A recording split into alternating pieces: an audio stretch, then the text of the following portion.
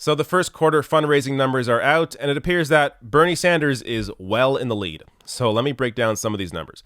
Bernie has raised, in the first 41 days since he announced, $18.2 million.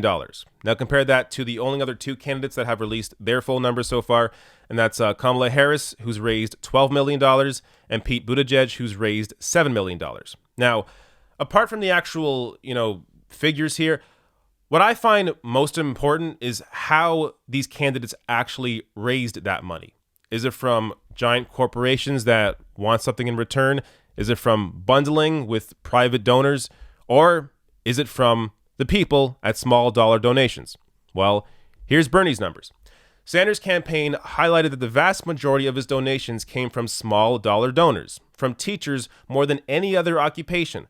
He received just short of 900,000 individual donations, with 99.5% of them at $100 or less. The average campaign donation to Sanders is $20. At this point, his campaign also has a lot more momentum than it did at the same point in 2016. It took 146 days to reach 900,000 individual donations back then. So let me give you just a wider breakdown here of that exact number. So 900,000 donations from 525,000 individual donors. So these numbers are important.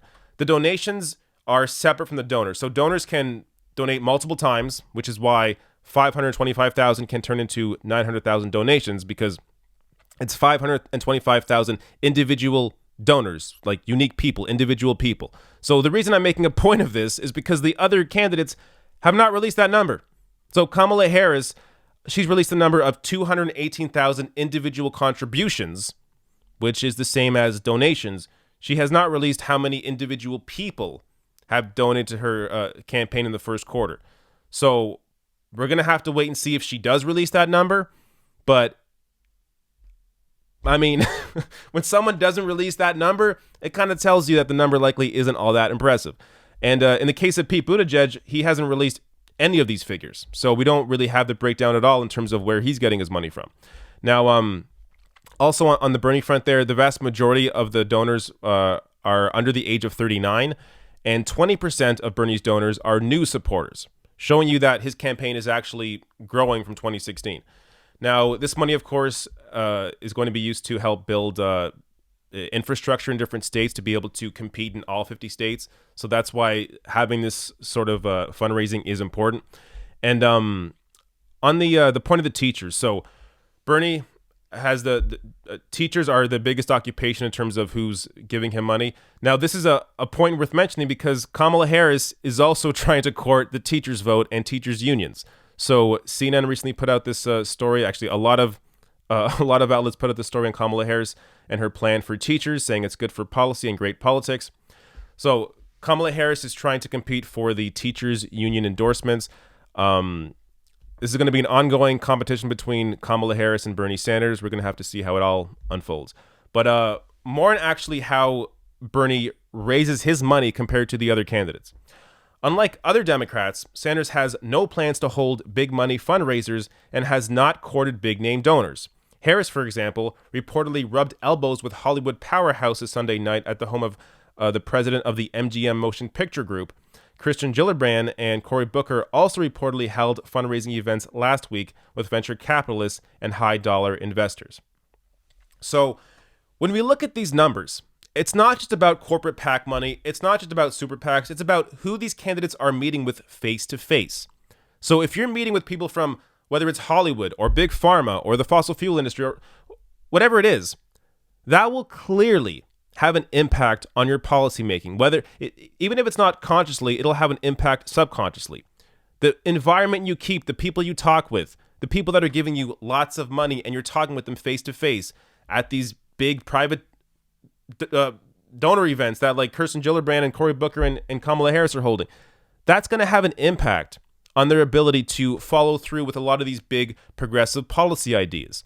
So if they're pushing something like Medicare for all, like Kamala Harris is claiming she supports, but you're meeting with Big Pharma and they're giving you money, that's going to have an impact on your policy making. Now, this is a point that Bernie's campaign manager, Faz Shakir makes a point of. Sanders campaign manager Faz Shakir, with a dig at opponents, says the field's top fundraising numbers were achieved with, quote, no bundling, no sneaking off to posh fundraisers with nice hors d'oeuvres. That's maybe other campaigns, but not ours. Shakir says the fundraising is in contrast also to Trump, and now he says others would not be able to contrast Trump. Quote, are you going to say that you're 65% different from him, or that you're 100% different from him? It tells you how much liberty you're going to have to govern. So this is a point that also should not be lost here.